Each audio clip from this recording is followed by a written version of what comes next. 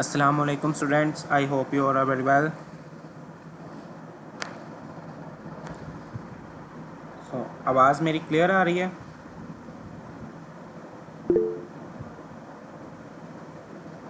Okay, सो screen visible है.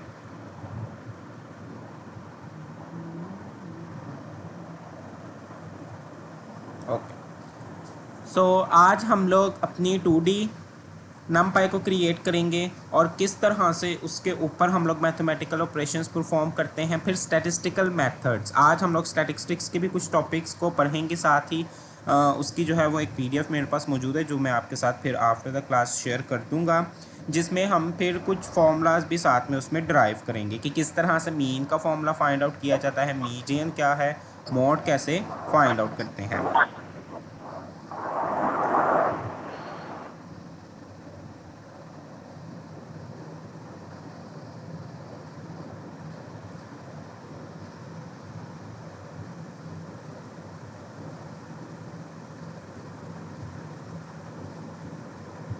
So just wait a minute.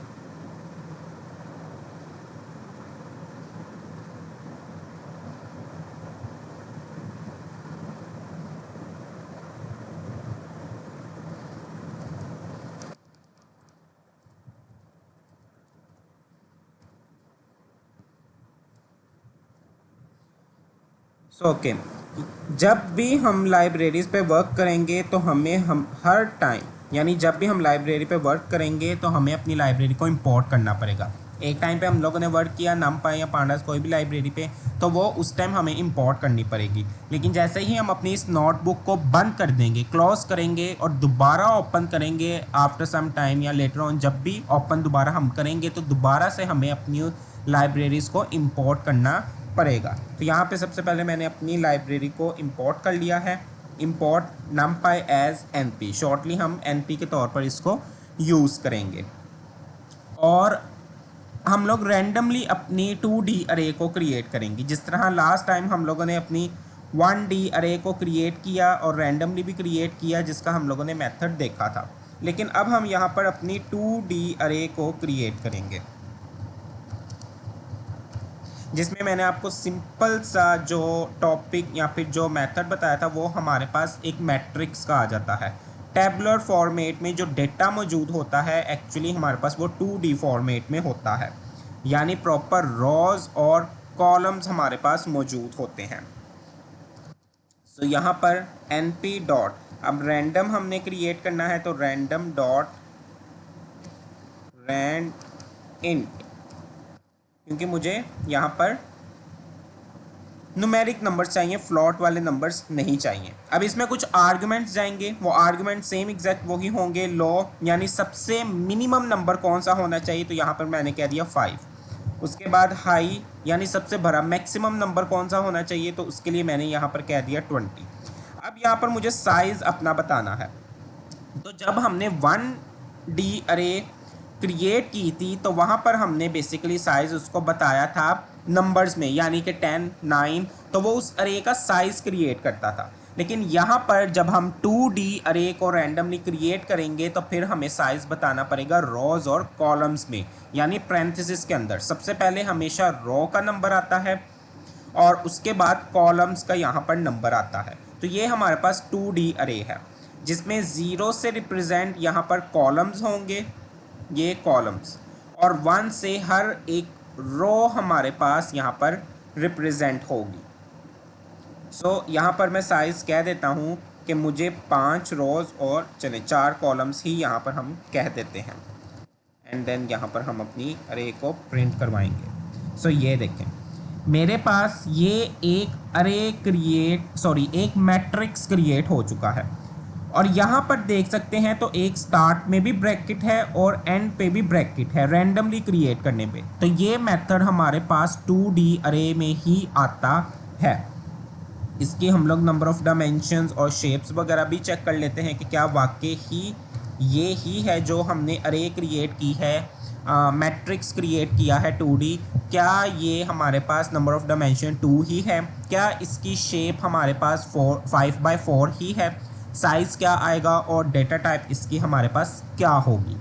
तो exactly यहाँ पर उसने कहा है कि आपके पास 2D अरे है। जब भी अरे में बात करेंगे तो 2D कहेंगे, 1D कहेंगे, लेकिन अगर सिंपली बात करें तो ये एक हमारे पास मैट्रिक्स, आप देख सकते हैं ये एक मैट्रिक्स की ही फॉर्म में है। ठीक है, यहाँ पर ये अलग अलग ब्रैकेट ज़रूर विजिबल हो रही हैं, लेकिन एक तरह का ये मैट्रिक्स है कि ये रो 1 है, ये रो 2, देन 3, 4 एंड 5, और उसके बाद ये कॉलम है, कॉलम 1, कॉलम 2, 3 एंड 4। तो ये मेरे पास 5/4 का एक मैट्रिक्स है, यानी 5 रोज 4 कॉलम्स, और जब इनको मल्टीप्लाई करेंगे तो हमारे पास साइज आ जाता है। साइज से मुराद है कि फिर इसके अंदर कितने टोटल एलिमेंट्स एग्जिस्ट करते हैं, तो वो 20 हैं हमारे पास। और यहाँ पर जो डेटा टाइप उसने दी है हर एलिमेंट की, वो मेरे पास इंटीजर 64 है, जो कि उसने 64 खुद से उसको कंसीडर किया है।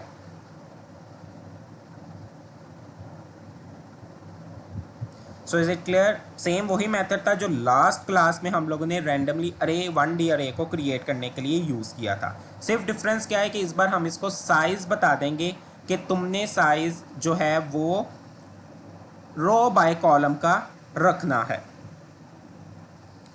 देन इसी तरह एक और यहाँ पर मैं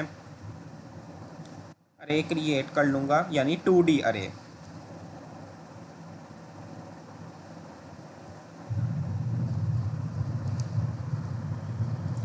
यहाँ पर मैंने 2D अरे क्रिएट कर ली, लेकिन हम यहाँ पर कह देते हैं 4/5।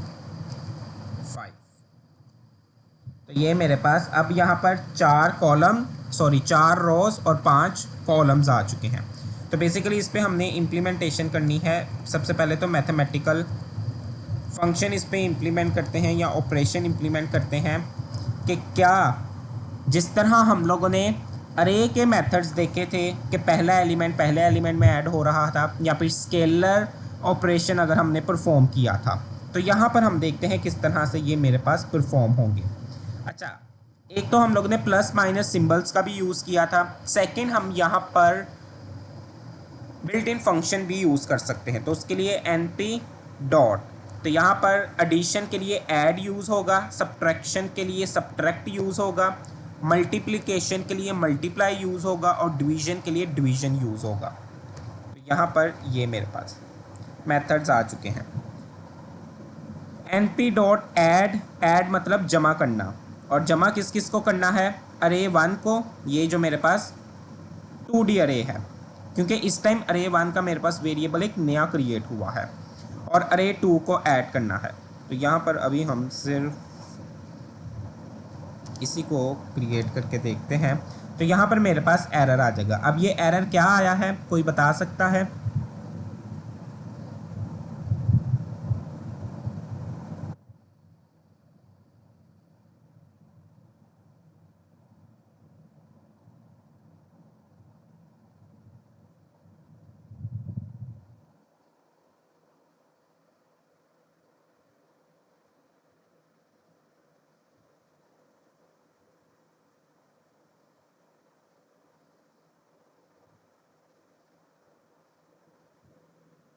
यहाँ पर इन दोनों अरेज को जब हमने सम किया है तो हमारे पास यहाँ पर ये एरर आया है। So what this error is called,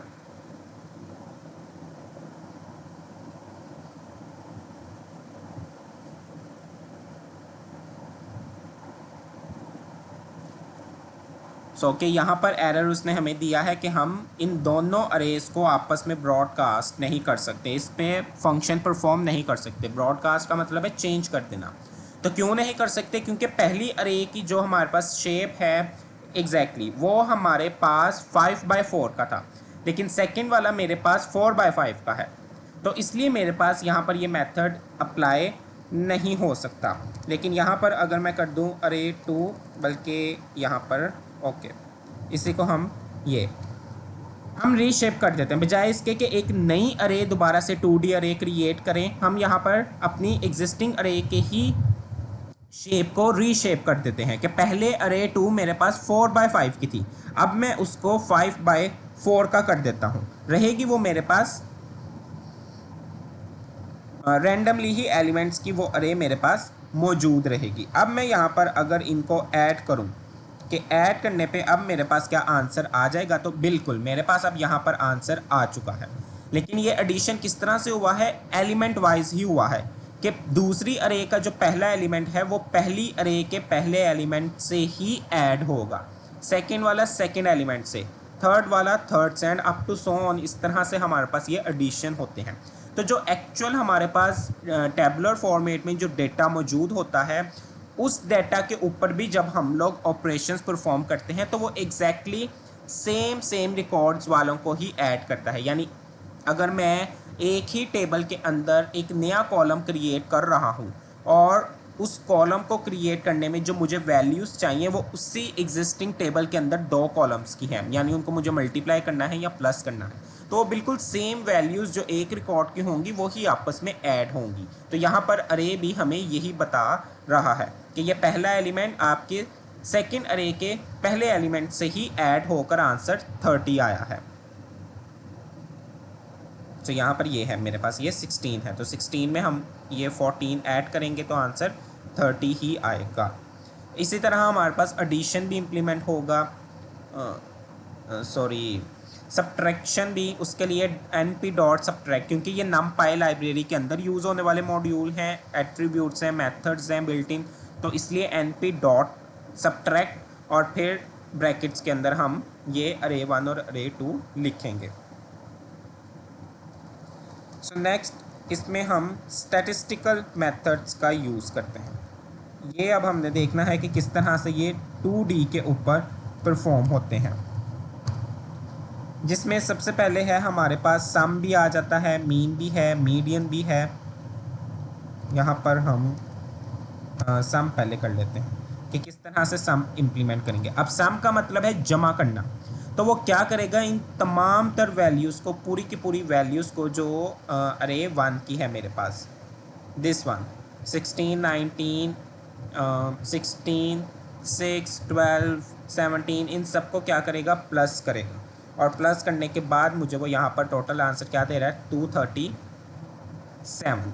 अब ये 237 मेरे पास क्या है, ये पूरे के पूरे मैट्रिक्स का जो सॉल्यूशन आया है सम करने के बाद, वो मुझे उसने यहाँ पर आंसर डिस्प्ले करवाया है। इसी तरह यहाँ पर np.sum और हम अरे 2 का भी कह देते हैं। तो अरे 2 मेरे पास ये है, बल्कि अरे 2 ये है 14, 12, 19, 12। लेकिन ये मेरे पास ओवरऑल पूरे मैट्रिक्स का आंसर आ रहा है सम करने के बाद। अब मुझे अगर यहाँ पर रो वाइज नंबर्स को क्या करना है, सम करना है, ठीक है। मुझे अगर अब यहाँ पर रो वाइज, पहले तो ये ओवरऑल कर रहा है 36 को भी 16, यानी यही कि अगर एग्जांपल दूँ तो 24, 19, 20, 23, 30, 26, 23 और 29 अप टू सोन, ये सबको सम करने के बाद मुझे यहाँ पर 200 और समथिंग में आंसर दे रहा है। लेकिन अगर मुझे यहाँ पर अब आंसर चाहिए रो वाइज, सबसे पहले हम यहाँ पर प्रिंट करवा लेते हैं अरे 1 को। तो यहाँ पर मुझे अगर सम करवाना है रो वाइज एलिमेंट को, तो हम np.sum लिखेंगे, और इसकी पैरेंथेसिस में मैंने यहाँ पर पहले दे दिया है अपना अरे का वेरिएबल नेम। यहाँ पर मैंने अपनी अरे बता दी है 2D अरे जो थी, जो कि यहाँ पर ये ऊपर आपको नज़र भी आ रही है, ये वाली अरे। और उसके बाद यहाँ पर अब मैं बताऊँगा उसको एक्सिस बताऊँगा।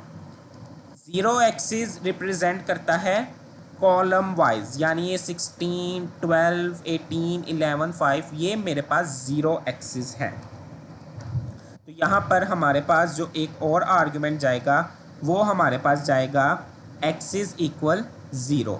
तो ये मेरे पास यहाँ पर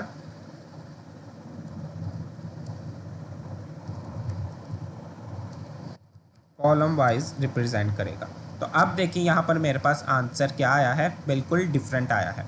जबकि पहले आंसर मेरे पास सिर्फ सिंगल वैल्यू में आ रहा था, अब यहाँ पर मेरे पास जो आउटपुट रिटर्न हुई है वो भी अरे की ही फॉर्म में रिटर्न हुई है। तो यहाँ पर मैंने बेसिकली उसको एक्सिस बता दिए थे कि तुमने अब सिर्फ उन वैल्यूज़ को सम करना है जो 0 एक्सिस पे रिलायबल हो, मौजूद हो, उनके अलावा और किसी को नहीं करना। तो ये 62 मेरे पास जो आंसर आया है, ये 16, 12, 18, 11 और 5 को प्लस करने के बाद आंसर आया है 62। तो अभी मैंने बताया था जीरो एक्सिस ये कॉलम्स को रिप्रेजेंट करता है। इसी तरह 19, 18, 19, 8, 9 को प्लस किया तो 73 आंसर आया है।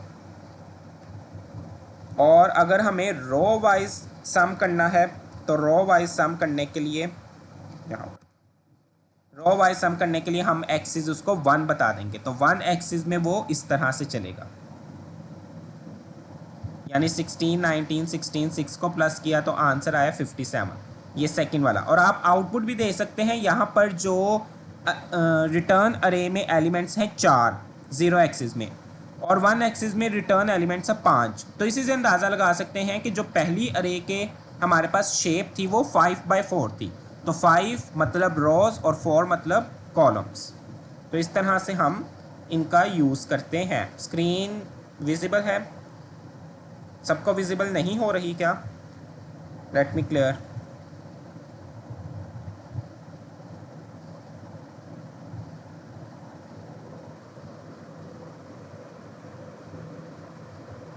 ओके, सो अब यहाँ पर हम स्टैटिस्टिक्स को देखते हैं कि स्टैटिस्टिक्स बेसिकली होता क्या है। जब तक हम स्टैटिस्टिक्स अपने डेटा के ऊपर इम्प्लीमेंट नहीं करते, हमारे डेटा की एक तो करेक्ट आउटपुट नहीं आती, हमें ये नहीं पता चलता डेटा की डिस्ट्रीब्यूशन क्या है, डेटा कितना अपने एक्चुअल पॉइंट से स्प्रेड आउट है, मीन वैल्यू से स्प्रेड आउट है, या फिर कितने इसके अंदर आउटलायर्स मौजूद हैं, इसकी मिडल वैल्यू क्या है। तो ये सारी चीज़ें, यानी एक जो एक्चुअल हमने कंप्लीट स्टोरी बतानी होती है, वो स्टैटिस्टिक्स का यूज़ करते हुए हम इम्प्लीमेंट करते हैं। तो यहाँ पर हम स्टैटिस्टिक्स की डेफिनेशन, उसकी टाइप और फिर मीन पे हम लोग मूव करेंगे। तो सिंपल है कि यहाँ पे आपको स्टैटिस्टिक्स का कॉन्सेप्ट भी क्लियर हो जाएगा कि स्टैटिस्टिक्स सिर्फ 4 पॉइंट्स में डिफाइन की जा सकती है: collection of data, presentation of data, analysis of data and interpretation of data. यानी कि डाटा को कलेक्ट करना, जमा करना, जाहिर सी बात है सबसे पहले हम डाटा को ही जमा करेंगे। अगर डाटा ही मौजूद नहीं होगा तो फिर काहे का एनालिसिस। देन सेकंड है प्रेजेंटेशन। अब उस डाटा को हमने प्रिपेयर करना है कि किस फॉर्मेट में, किस चीज़ को सबसे पहले हमने चेक करना है।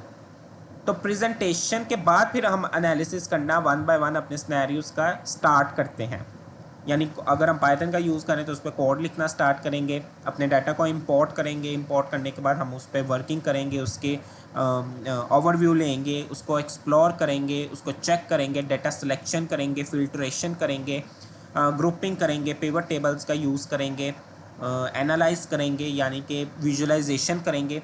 तो ये एनालिसिस में आ जाता है। और देन उसके बाद इंटरप्रिटेशन, यानी फिर उसकी 1 बाय 1 आउटपुट को डिस्प्ले करेंगे, रिपोर्ट क्रिएट करेंगे, स्टोरी बताएंगे कि क्या डेटा कह रहा है। तो ये 4 एक्चुअल पॉइंट्स में आप किसी को भी वेरीफाई या फिर डिफाइन कर सकते हैं कि स्टैटिस्टिक्स एक्चुअल में है क्या।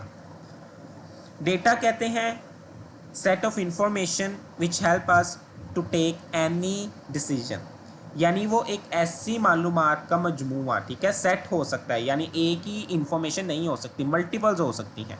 जबकि डिफरेंट जब क्वेश्चंस हो तो हम उनके डिफरेंट हर क्वेश्चन का आंसर देते हैं। ये नहीं है कि एक क्वेश्चन के मल्टीपल्स आंसर हम लोग बार बार लिखते जाएंगे, या एक आंसर के मल्टीपल क्वेश्चंस हो सकते हैं। तो वो इंफॉर्मेशन, वो मालूमात जो एज आउटपुट हम यूज़ करते हैं, वो हमारी मदद करती है कोई भी डिसीजन लेने में। तो 2 तरह के डाटा होते हैं, qualitative and quantitative. Qualitative data जिसको न्यूमेरिकली मेजर नहीं किया जा सकता, वो हमारे एक्सप्रेशंस होते हैं, वो हमारे ऑनेस्टी होती है, विजडम, कलर। और क्वांटिटी जो नंबर से रिप्रेजेंट इजीली हो सकता है, लाइक टेम्परेचर है, शूज़ हैं, टोटल नंबर्स हैं, कुछ भी है, तो वो सारी चीज़ें हमारे पास क्वांटिटेटिव डेटा में आ जाती हैं। नाउ नेक्स्ट हमारे पास है अर्थमेटिक मीन। क्या होता है? मीन भी कह सकते हैं, अर्थमेटिक मीन भी यही होता है, जमा करना, सम करना और फिर उसको उसके टोटल पे डिवाइड कर देना। तो इसको हम एक ये भी कह सकते हैं कि एवरेज वैल्यू क्या है। एक्सेल में भी हमने यही चीज़ पढ़ी थी कि sum of all the values and divided by their total numbers. जिस तरह अगर मैं एक अरे की ही बात करूं, सिंगल अरे यहाँ पर हम ले लेते हैं, तो उसके ऊपर हम किस तरह से मीन फाइंड आउट करेंगे। जिस तरह यहाँ पर मैंने एक अरे ले ली,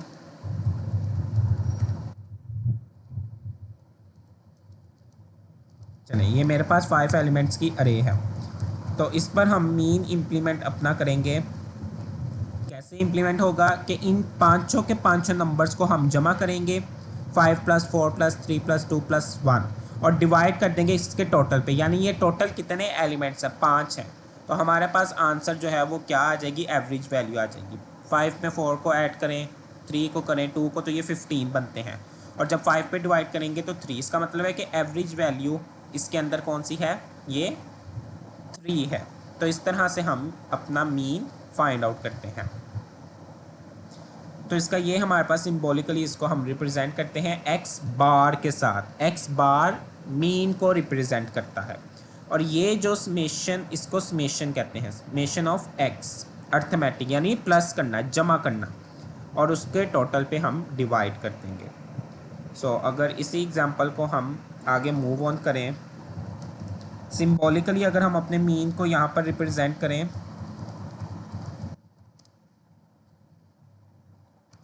तो वो कुछ यूँ होगा। यहाँ पर मैं ले लेता हूँ मीन अरे 3 इक्वल, बल्कि यहाँ पर सम।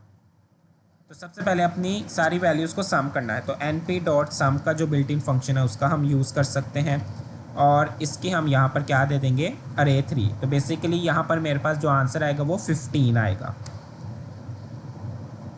उसके बाद टोटल, यानी कि टोटल जो इसकी लेंथ है, तो उसके लिए हम लेन मेथड यूज़ कर सकते हैं, क्योंकि लेन लेंथ के लिए यूज़ होता है। तो इसकी लेंथ क्या आएगी, मेरे पास 5 आएगी। और अब जो मीन इसका निकलेगा वो किस तरह से निकलेगा कि सम अंडरस्कोर अरे 3 को हम डिवाइड कर देंगे उस अरे के टोटल के साथ,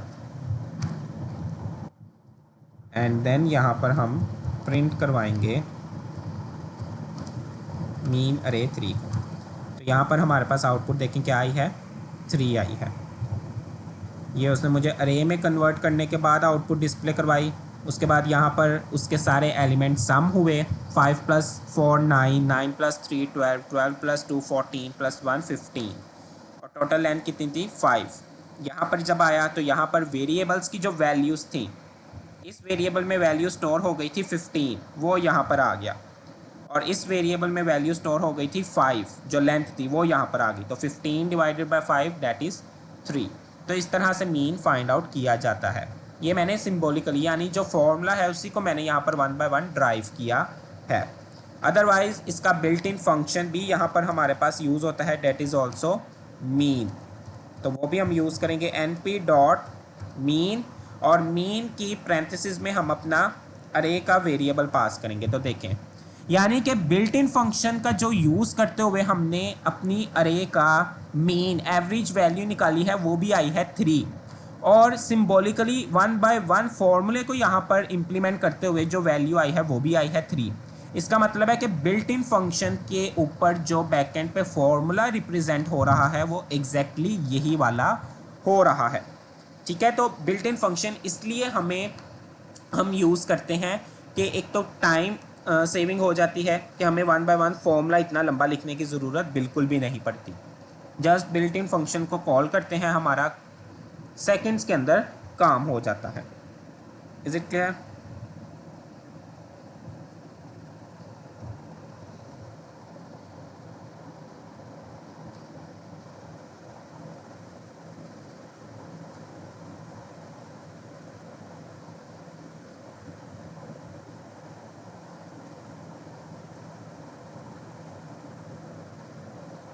ओके,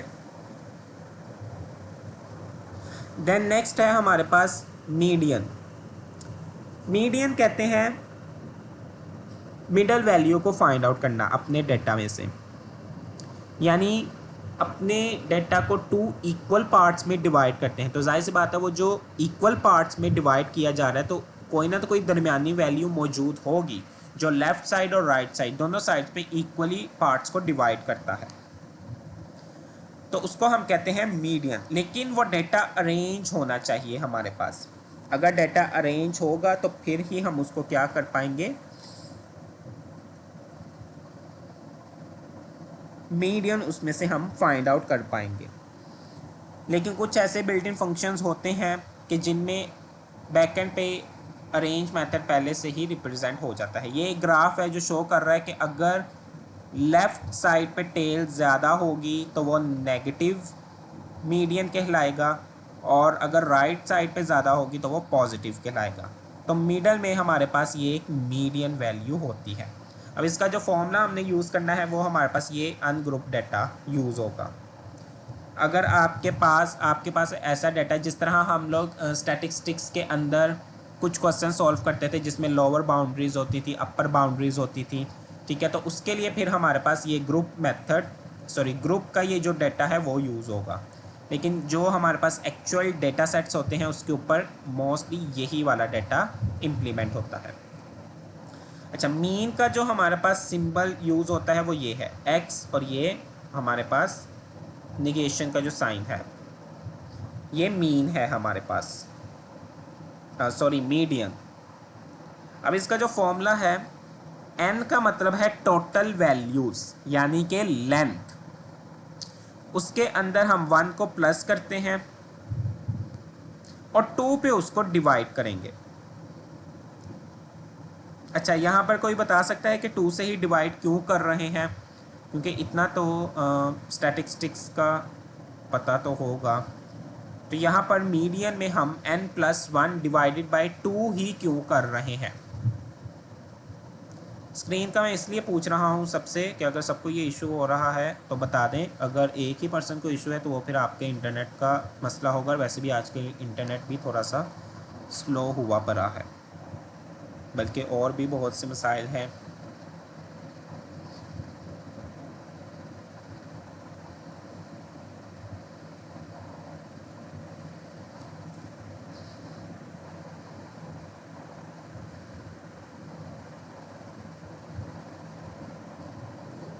ओके, एनीवन के हम मीडियन में जो फॉर्मूला गिवन था n+1 डिवाइडेड बाई 2, तो उसमें हम डिवाइडेड बाई 2 क्यों कर रहे हैं?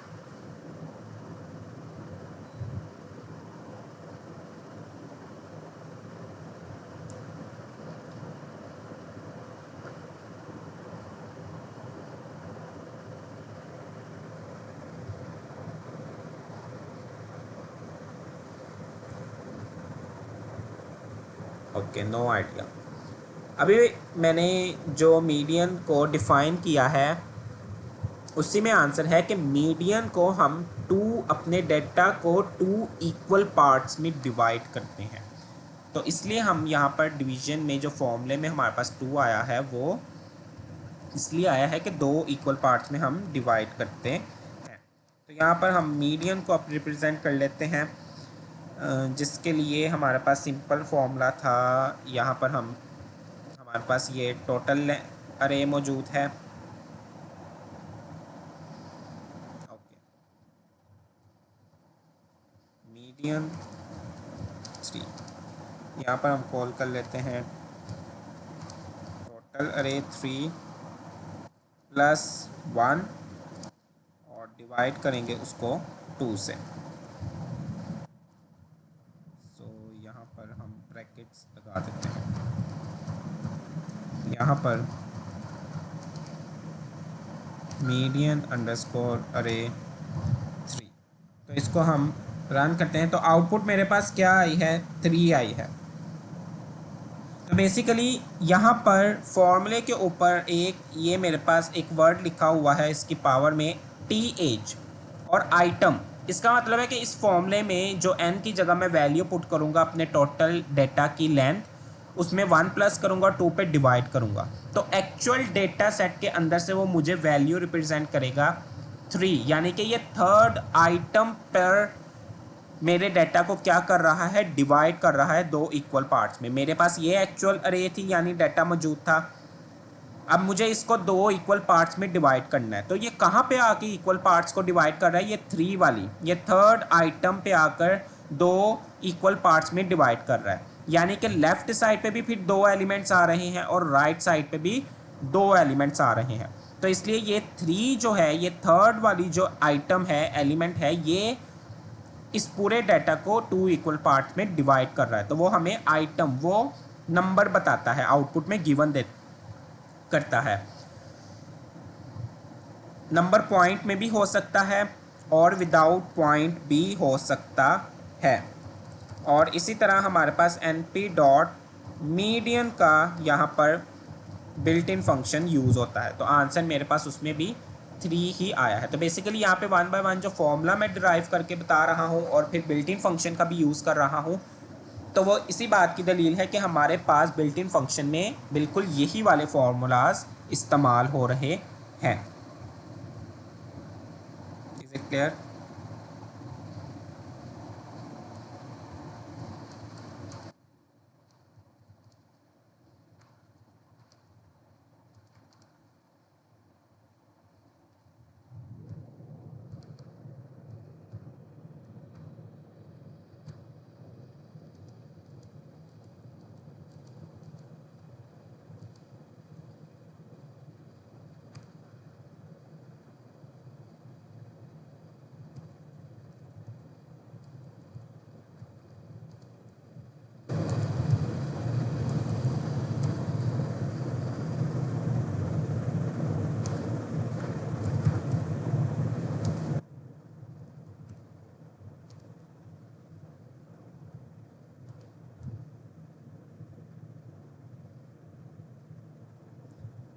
इसको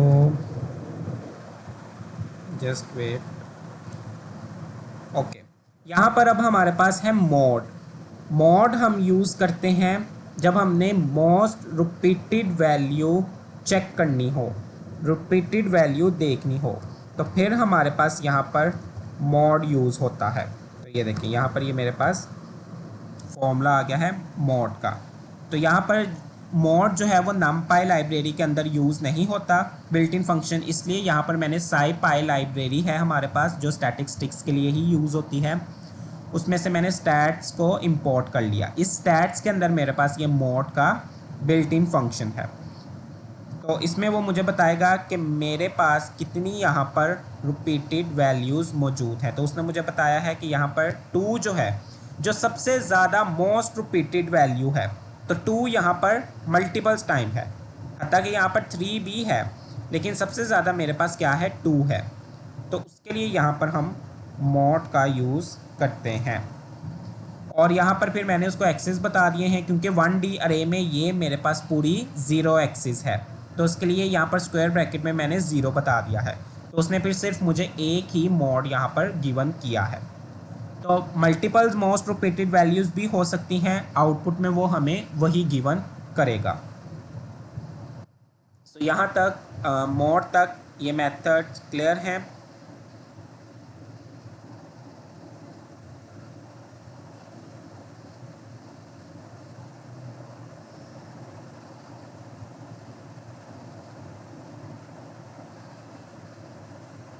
नेक्स्ट हमारे पास है क्वार्टाइल। क्वार्टाइल कहते हैं अपने डाटा को 4 इक्वल पार्ट्स में डिवाइड करना, और यही मेथड हमारे पास आउटलायर्स को डिटेक्ट करने के लिए भी यूज़ होता है। आउटलायर्स क्या हैं, जो एक्सट्रीम वैल्यूज़ हमारे डाटा में मौजूद होती हैं। ठीक है, एक्सट्रीम वैल्यूज़ यानी कि वो वैल्यूज़ ऐसी होती हैं जो हमारे डाटा के अंदर होनी तो नहीं चाहिए, लेकिन बाय चांस वो हमारे डाटा में मौजूद होती हैं। लेकिन उसमें फिर ये भी हम लोग चेक करते हैं कि क्या इनका वाकई ही डाटा के अंदर रहना ठीक भी है या फिर ये वाकई कोई एरर की वजह से मौजूद है। तो फिर हम ये मेथड क्वार्टाइल का यूज़ करते हैं। 4 इक्वल पार्ट्स में डेटा को डिवाइड करते हैं।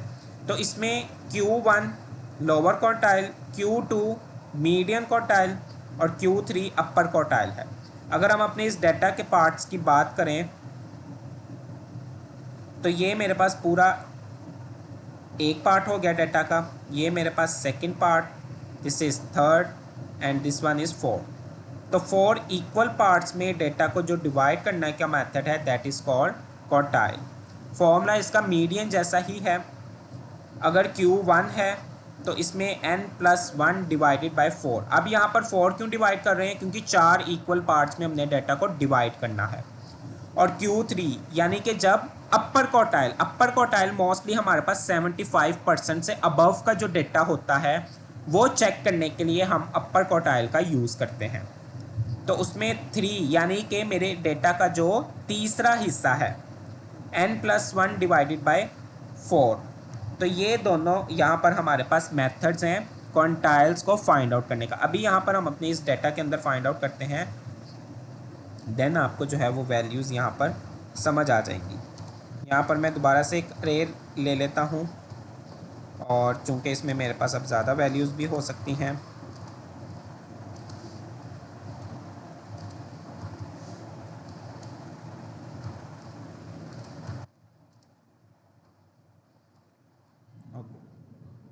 ये मेरे पास यहाँ पर डेटा है।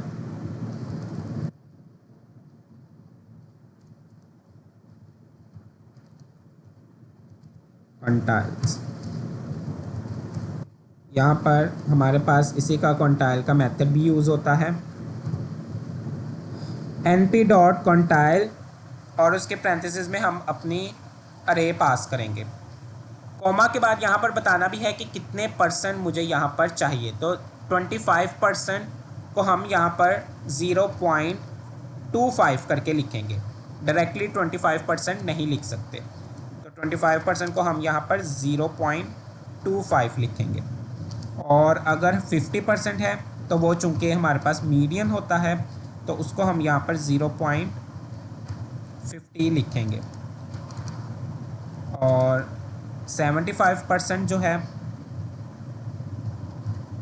उसको हम 0.75, यानी कि अगर मुझे 80% अपने डेटा को देखना है तो फिर मैं 0.80 लिखूँगा। तो ये मेरे पास यहाँ पर क्वांटाइल्स की रेंज हमारे पास मौजूद है। तो यहाँ पर उसने मुझे 0.25 यानी 25% मेरा डेटा किस नंबर पे मौजूद है वो उसने कहा है 2 और 2 से पहले। अब यहाँ पर देखें तो डेटा मेरे पास अरेंज नहीं है, सॉर्ट डाटा नहीं है, जबकि हमने डेफिनेशन जो मीडियन में पढ़ी थी कि अरेंज डाटा के ऊपर ये मेथड्स इंप्लीमेंट होंगे। और चूंकि वहीं पे मैंने आपको बता दिया था कि वो खुद ब खुद हमारे डाटा को क्या करता है, अरेंज कर लेता है। तो यहाँ पर अरेंज या सॉर्ट अगर हम ना भी करें तो फिर भी आंसर उसने मुझे बिल्कुल ठीक दिया है। 2 उसने मुझे वैल्यू दी है कि 2 से जितनी भी पहले वैल्यूज़ होंगी वो चाहे फिर 1.99 हो, 1.8 हो, 1 हो या 0 हो, वो सारी 1% से लेकर 25% के अंदर रिलाई करती हैं। तो इसका मतलब है कि जो मैंने अपने डेटा का 25% हिस्सा देखा है वो उसने मुझे कहा है कि 2 नंबर तक है। Is it clear? क्योंकि अगर आप देखें तो इस अरे के अंदर मेरे पास ये देखें 365 भी मौजूद है, तो उसने उसी के मुताबिक मेरे इस डाटा को क्या किया है, रेंज किया है।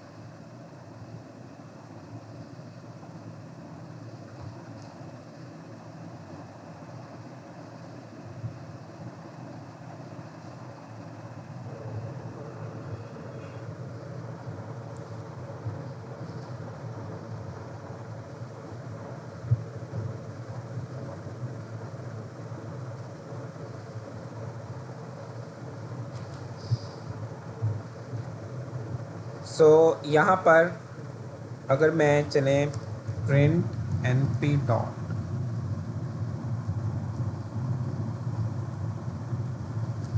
यहाँ पर मैं अब जो है वो 28% अगर अपने डाटा को देख लूँ कि मेरे पास 28% डाटा क्या है, तो देखें उसने वो मुझे 28% क्या बताया है, 9.9200। तो अब 28% उसने मुझे इसी डाटा की रेंज में से बताया है, जबकि 25% क्या था, 2 तक था। तो जाहिर सी बात है 25 के बाद 26 से लेकर 50 के दरमियान की रेंज मेरे पास मौजूद होगी, जिसके अंदर उसने मुझे यहाँ पर ये 9 बता दिया है। चलिए इसका मीडियन भी फाइंड आउट कर लेते हैं, जो कि अगर मैं यहाँ पर डायरेक्टली मीडियन का ही यूज़ कर लूँ तो वो मेरे पास 50% डेटा ही बनता है, यानी कि 0.50 अगर हम क्वांटाइल का यूज़ करें। तो वो इसमें देखें मीडियन उसने मुझे क्या दे दिया है यहाँ पर 45।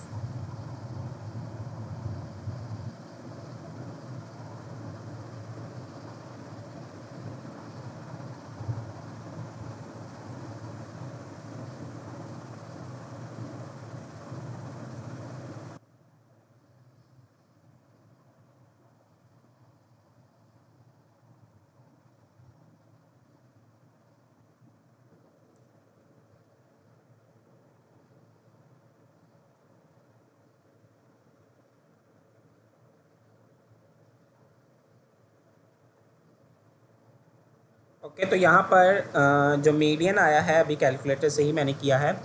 तो मीडियन का जो फॉर्मूला हमने पढ़ा था वो क्या था, n+1 डिवाइडेड बाई 2। तो n में मेरे पास ये जो टोटल एलिमेंट्स है वो 9 है। 9+1 10, 10 को मैंने 2 पे डिवाइड किया तो आंसर आया 5। तो अरेंज डाटा के मुताबिक मेरे पास जो यहाँ पर वैल्यू बनी थी उसने मुझे वही आउटपुट में डिस्प्ले करवाई है।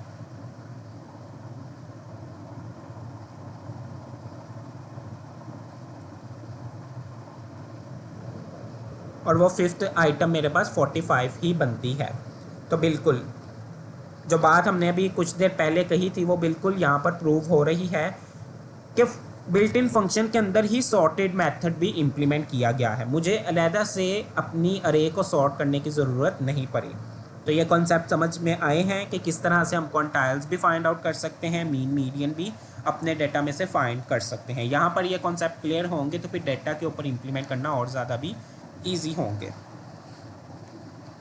ओके, चलें, यहाँ पर ये मैंने 1 डी ले ली थी। अब 2D के ऊपर हम मीन बल्कि सम हमने फाइंड आउट कर लिया था। अब इसी तरह हम लोग मीन मीडियन भी फाइंड आउट कर सकते हैं 2D के ऊपर। तो वो हम यहाँ पर करते हैं, डायरेक्टली हम अपना मीन ले लेते हैं। यहाँ पर मेरे पास जस्ट वेट, हमारे पास थी, ओके, यहाँ पर हम अरे 1 ले लेते हैं, पहले उसको प्रिंट करवा लेंगे, अरे 1। ओके, ये मेरे पास अरे 1 है, इसका हम मीन ले लेंगे। अगर ओवरऑल मैं यहाँ पर मीन लूँगा अरे 1 का, तो फिर वो ओवरऑल क्या करेगा, इस सब वैल्यूज़ को सम करेगा और 10 पे बल्कि 20 पे, क्योंकि 20 इसका साइज़ बन रहा है, उस पर डिवाइड कर देगा। तो ये मेरे पास पूरे 2D अरे का मीन आया है। लेकिन अगर मुझे वैल्यू मीन चाहिए 0 एक्सिस या 1 एक्सिस पे, तो फिर उसके लिए जो सम में मेथड हमने इम्प्लीमेंट किया था वही यहाँ पर भी इम्प्लीमेंट करेंगे। np.mean वेरिएबल नेम पास करेंगे और एक्सिस यहाँ पर हम बता देंगे 0। और इसी तरह अगर हमने 1 एक्सिस का लेना है तो वो भी हम यहाँ पर बता देंगे। फिर यहाँ पर मीडियन 0 एक्सिस के साथ बताएंगे। और चलें, यहाँ पर हम मॉड भी ले लेते हैं।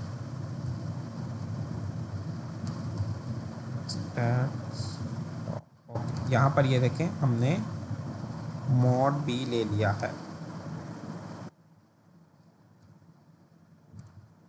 तो इसको हम यहाँ पर रन करते हैं। तो ये देखें,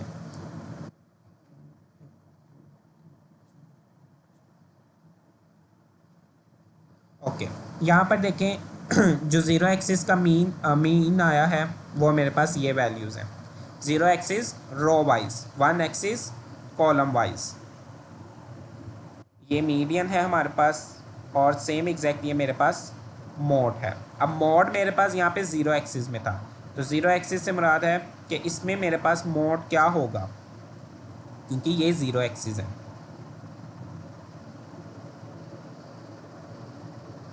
तो यहाँ पर मॉड उसने मुझे क्या दिया है 5। ये देखें, ये वाला मॉड उसने मुझे क्या दिया है 5। जबकि यहाँ पर देख सकते हैं कि मेरे पास कोई भी एक ऐसा नंबर नहीं है जो मोस्ट रिपीटेड हो। तो जब मोस्ट रिपीटेड नंबर नहीं होगा हमारे डाटा में, तो या तो वो एम्प्टी हमें आउटपुट दे देगा या फिर वो कोई भी रैंडमली नंबर दे देगा। तो यहाँ पर उसने मुझे ये 5 जो है वो क्या दे दिया है, रैंडमली यहाँ पर डिस्प्ले करवा दिया है। उसके बाद 19, तो चूंकि 0 वाइज ये सेकंड कॉलम है तो इसमें 19 2 टाइम्स मौजूद है। यहाँ पर भी मेरे पास कोई रैंडमली नहीं है। यहाँ पर 7 है, तो इसलिए ये देखिए लास्ट एलिमेंट 7 है। और यहाँ पर 1 एक्सिस में उसने मुझे आंसर देखे दिए हैं 16, ये मॉड बता रहा है 16। अब चूंकि 16 एक ही बार इसके अंदर है तो उसने काउंट करके भी यहाँ पर मुझे बता दिया है यहाँ पर। ओके, वन एक्सिस में, सॉरी, इस तरह से चलेगा वन एक्सिस में। तो यहाँ पर 16 टू टाइम्स है, तो उसने सबसे पहले मुझे यहाँ पर अरे का वो एलिमेंट बताया वन एक्सिस में 16, और वो कितनी बार है वो उसने टू टाइम्स बता दिया। तो उसके लिए ये वाला मेथड यहाँ पर यूज़ हुआ है। सेकंड वाली में उससे कोई भी मीन नहीं मिला, इसलिए उसने रैंडमली कोई भी नंबर ले लिया और उसको यहाँ पर बता दिया कि ये वन टाइम्स है, यानी मल्टीपल्स टाइम रिपीट नहीं हुआ। So is it clear? ये कॉन्सेप्ट समझ में आए हैं कि किस तरह से हम बिल्ट इन फंक्शन का भी यूज़ करते हुए और फॉर्मूले को भी डायरेक्टली इम्प्लीमेंट करते हुए हमारे पास आंसर दोनों के सेम ही आएंगे। 1D के ऊपर कैसे इम्प्लीमेंट करना है, 2D के ऊपर कैसे करना है, 2D में अगर हमें 0 एक्सिस वाइज चाहिए, 1 एक्सिस वाइज चाहिए, तो उन बिल्ट इन फंक्शंस के आर्ग्यूमेंट में एक्सिस हम पैरामीटर्स पुट कर देंगे, तो उसी के मुताबिक हमारे पास आउटपुट डिस्प्ले हो जाएगी। इसी तरह क्वांटाइल्स किस तरह से फाइंड आउट करते हैं,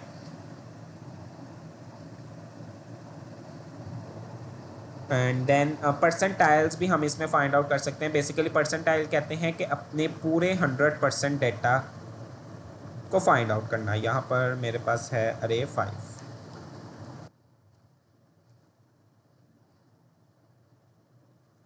यहाँ पर हम परसेंटाइल कहते हैं पूरा जो 100% डाटा हो, यानी इसमें जो फॉर्मूला अगर लगेगा तो वो हमारे पास लगता है n प्लस, कह सकते हैं हम कि n+1 डिवाइडेड बाय 100, क्योंकि वो हर एक पार्ट को पूरे 100 में क्या करेगा, डिवाइड करेगा। तो यहाँ पर सिर्फ अगर मैं 2% यहाँ पे फाइंड आउट करूँ परसेंटाइल, तो वो मेरे पास क्या आया है यहाँ पर 0.16 डेटा के मुताबिक। और अगर मैं यहाँ पर 25 ही फाइंड आउट करूँ तो वो मेरे पास यहाँ पर क्या आया है 2। तो यानी परसेंटाइल अगर हम क्वांटाइल का भी यूज़ कर लें तो वो भी सेम ही है। Is it clear?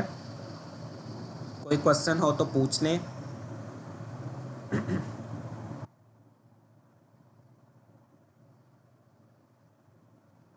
और सेम एग्जैक्ट इसी के ऊपर हम लोग अपनी जो बूलियन इंडेक्सिंग है वो भी इम्प्लीमेंट कर सकते हैं। सो ये 1D और 2D के ऊपर बूलियन इंडेक्सिंग मैं आप लोगों के साथ एज असाइनमेंट शेयर करूँगा, तो उसको बाय हैंड खुद ज़ुबानी ज़रूर इम्प्लीमेंट करना और फिर मेरे साथ वो आप शेयर करिएगा।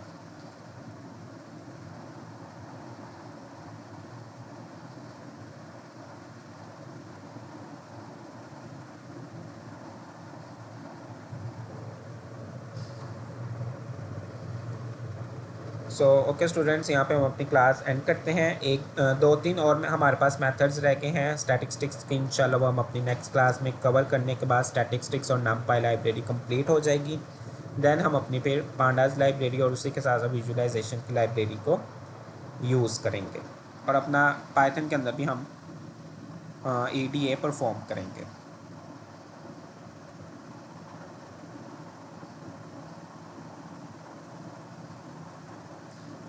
So okay students, take care of yourself. Thank you so much for hearing. Allah Hafiz.